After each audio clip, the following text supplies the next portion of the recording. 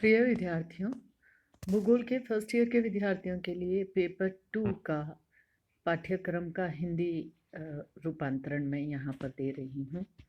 मैं हूँ डॉक्टर आनंद Rathore, associate professor, राजकीय महाविद्यालय खैरवाड़ा से।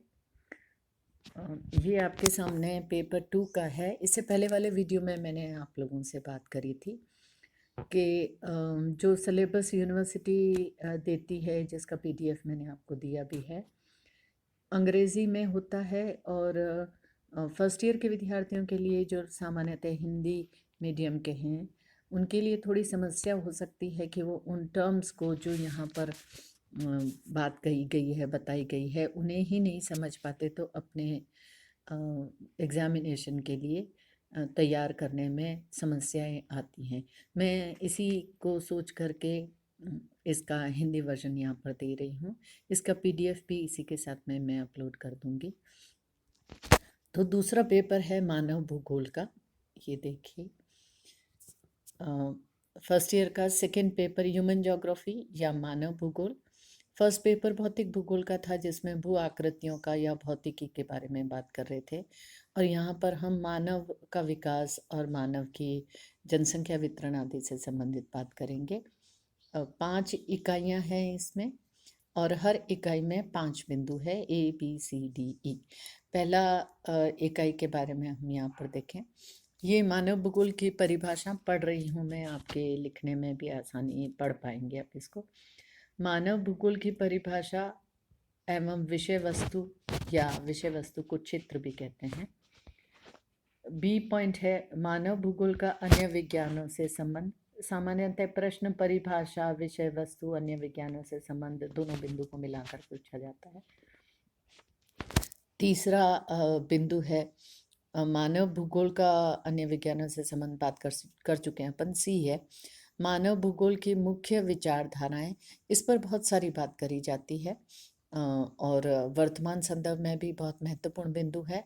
संभववाद दूसरा बिंदु है, दूसरा पॉइंट है। पहला है वातावरण निश्चयवाद, संभववाद, और तीसरा है नव निश्चयवाद। आजकल इसके बारे में बहुत बात चल रही है जब पर्यावरण से मानव संबंधों की बात करी जाती है। D पॉइंट है मानव पर्यावरण संबंध की संकल्पनाएं, और E पॉइंट है मानव भूगोल की आधारभूत सिद्धांत। और इन सिद्धांतों में है परिवर्तन या क्रियाशीलता का सिद्धांत, एक है पार्थिव एकता का सिद्धांत, और एक है स्थानिक भिन्नता का सिद्धांत।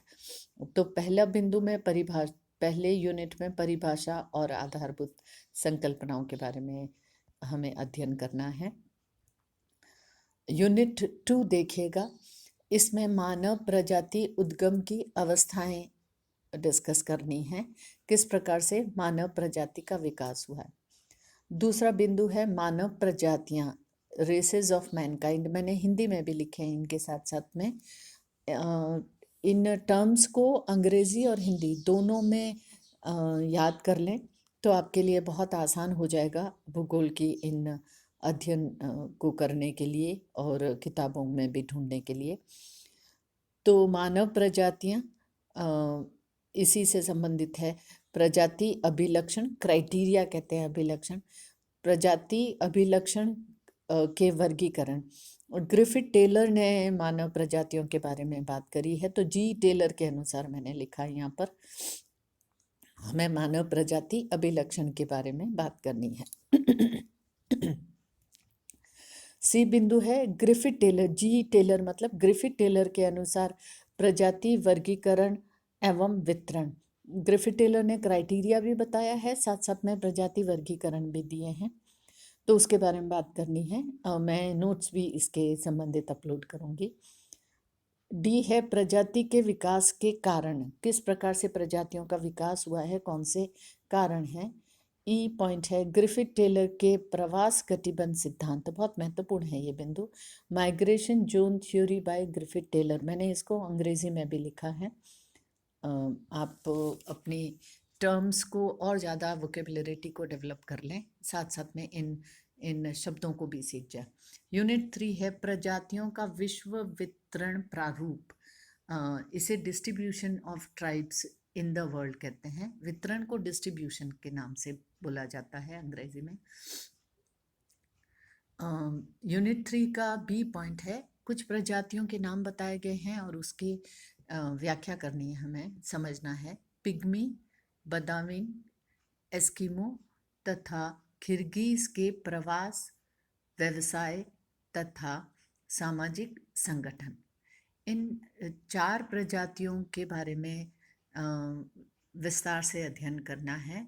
उनका आवास कैसा है, क्या व्यवसाय करते हैं और किस प्रकार के सामाजिक संगठन में वो रहते हैं।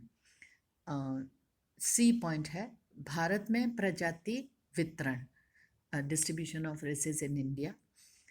और डी पॉइंट है, भारत में प्रजातियों के बारे में, अलग अलग कौन कौन सी प्रजातियां हैं उसके व्याख्या समझनी होगी हमें। पहला है नागा, टोडा, भील तथा संथाल के आवास, व्यवसाय और सामाजिक संगठन, कहाँ कहाँ पर ये रहते हैं।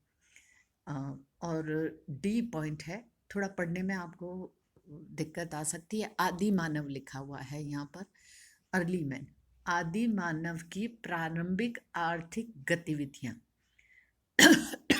शुरू के मानव ने कौन सी आर्थिक उपार्जन के लिए कौन कौन सी गतिविधियां करी थी, जैसे भोजन एकत्रित करने का, आखेट करने की, मछली पकड़ने का और स्थानांतरित कृषि। तो इसको विस्तार से पढ़ना है, अर्ली मैन की, आदि मानव की आर्थिक गतिविधियां। चौथा यूनिट है जनसंख्या वितरण से संबंधित, वर्तमान की जनसंख्या वितरण का विश्व प्रारूप, विश्व वितरण कह सकते हैं, उसके बारे में करना है। जनसंख्या के स्थानिक वितरण को प्रभावित करने वाले आर्थिक तथा सामाजिक कारक, जनसंख्या किस प्रकार से वितरित है और उसके क्या कारण रहे हैं। दूसरा पॉइंट है जनाधिक्य की कुछ संकल्पनाएं हैं जनसंख्या की। जनाधिक्य की संकल्पना ओवर पॉपुलेशन कहते हैं जिसे, अंडर पॉपुलेशन कम जनसंख्या, आदर्श जनसंख्या ऑप्टिमम पॉपुलेशन और जन शून्य की अवधारणाएं। ये क्या क्या कॉन्सेप्ट है, इसके बारे में अवधारणा क्या है उसके बारे में बात करनी है। सी पॉइंट है डेमोग्राफिक ट्रांजिशन थ्योरी के बारे में, जनसंख्या के जो संबंधित सिद्धांत है ये ट्रांजिशन, उसके बारे में बात करनी है, समझना है उसको। डी पॉइंट है यूनिट 4 में ही, वो है प्रवास से संबंधित, प्रवास और कितने प्रकार के प्रवास, आंतरिक है, अंतर्राष्ट्रीय है और प्रवास के नियम क्या है। डी पॉइंट है, ई पॉइंट है इसका आखिरी, मानव विकास की संकल्पनाएं तथा भारत में जनसंख्या समस्या एवं नीति, पॉपुलेशन प्रॉब्लम्स एंड पॉलिसी। पांचवी यूनिट है इसमें आवास से संबंधित, आवास को सेटलमेंट भी कहते हैं। आप सिलेबस का इंग्लिश वर्जन देखेंगे तो इन्हें सेटलमेंट कहा गया है। आवास डैश करके लिखा है, मतलब आवास की उत्पत्ति और आवास प्रकार। बी है इसका पॉइंट ग्रामीण आवास, उसके प्रकार, भवन के प्रकार कैसे हैं, मकान कैसे बनाए जाते हैं, भवन निर्माण में क्या सामग्री उपयोग में ली जाती है, ये भारतीय ग्रामीण आवास से संबंधित है।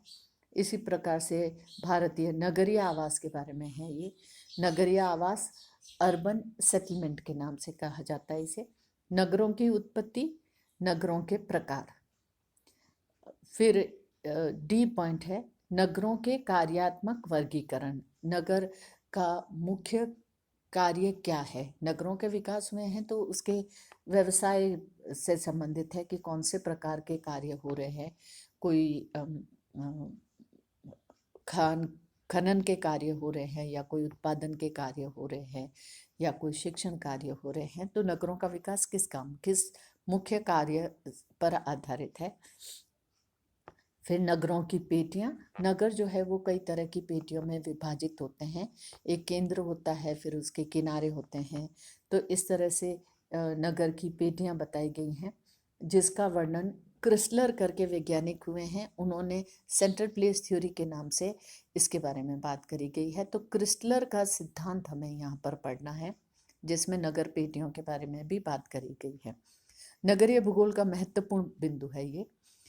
और आखिरी पॉइंट है नगरीयकरण तथा समस्याएं, नगरों के कारण बनने वाली समस्याएं, जैसे झोपड़पट्टी की समस्या, जिसे स्लम कहते हैं, मैंने ब्रैकेट में लिखा भी है।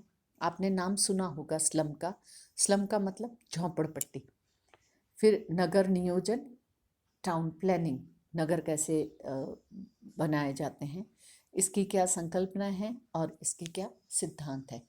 तो ये सब था आपके पेपर 2 से संबंधित। इससे संबंधित जो पुस्तक है वो SD कौशिक के नाम से है, वैज्ञानिक का नाम, यह पुस्तक लेखक का नाम।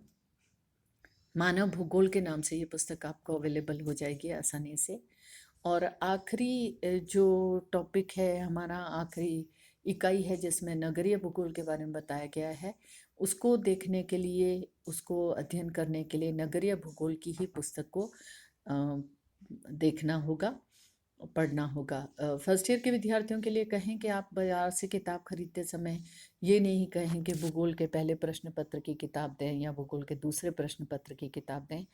लेखक के नाम से किताब को ले लीजिएगा। ये और समझने की बात है आपके लिए।